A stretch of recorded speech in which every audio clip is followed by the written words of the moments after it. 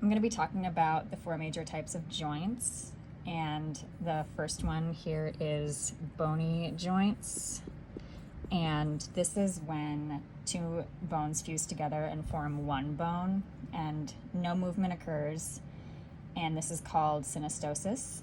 And an example of this is when the epiphysis and the diaphysis fuse together over time, and there's no longer a epiphyseal plate in adulthood.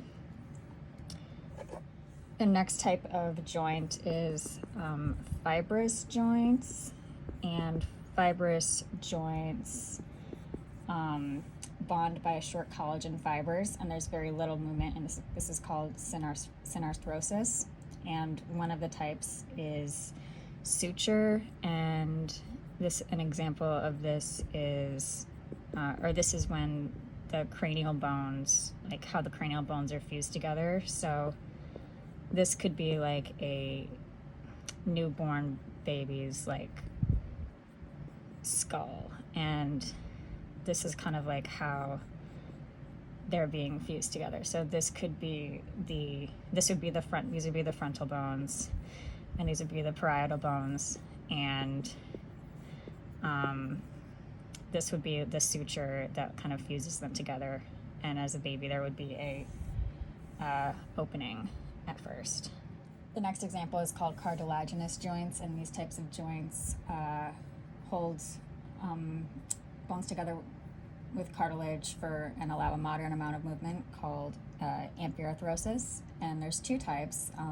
This first type is called synchondrosis, and this is where bones are bound together by hyaline cartilage. And an example of this is the epiphyseal plate in adolescence between the epiphysis and diaphysis.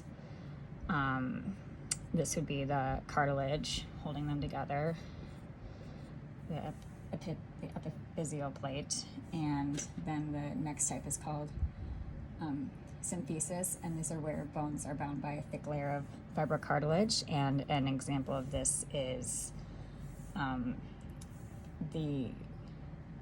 our intervertebral discs. So this could be cartilage, and then this would be disc, and then this would be the cartilage it's on, and this would be the disc and thick cartilage. Just keep going down.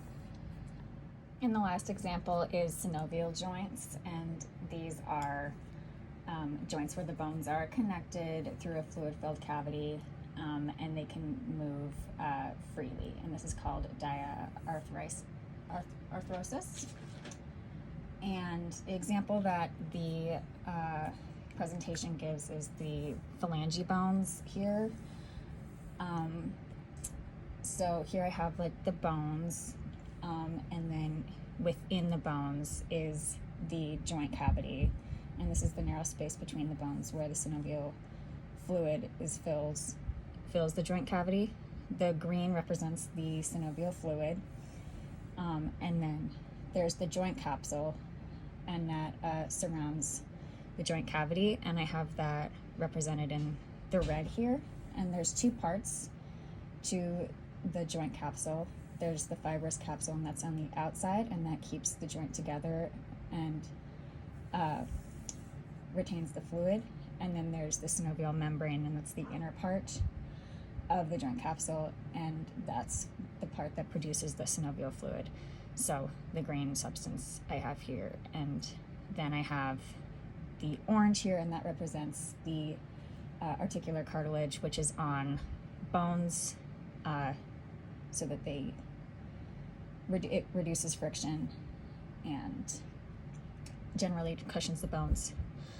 And that is how synovial joints work.